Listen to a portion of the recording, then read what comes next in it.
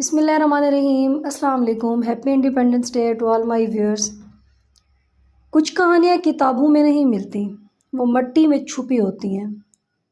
وہ مٹی جو شہید کے لہو سے رنگی ہو اور جس کی خوشبو میں قربانی کی کہانی بسی ہو۔ کبھی سوچا آزادی سے پہلے ہم کیسے تھے؟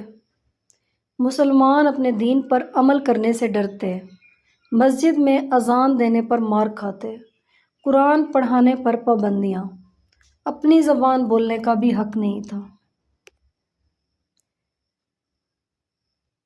پھر ایک خواب دیکھا گیا، ایک ایسی سرزمین کا خواب جہاں اسلام کا پرچم لہرائے، جہاں مسلمان سر اٹھا کر جئیں۔ یہ خواب دیکھنے والے قائد اعظم محمد علی جناح، علامہ اقبال رحمۃ اللہ اور ہزاروں بے نام ہیرو، جنہوں نے جان کی پرواہ کیے بغیر ایک تحریک شروع کی۔ 14 اگست 1947 ایک تاریخ، ایک انقلاب، مگر اس کے پیچھے وہ آنکھیں ہیں جو اپنا گھر جلا دیکھتی رہیں، وہ مائیں ہیں جو اپنے بچوں کو لاشوں میں تلاش کرتی رہیں۔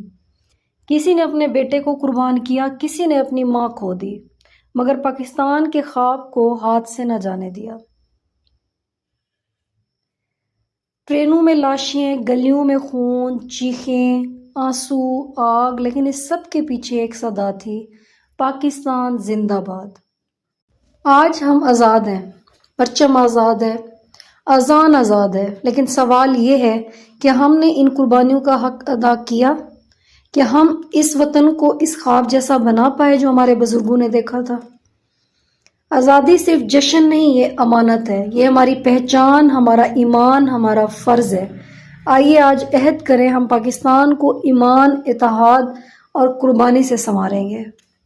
انشاءاللہ۔ پاکستان زندہ باد۔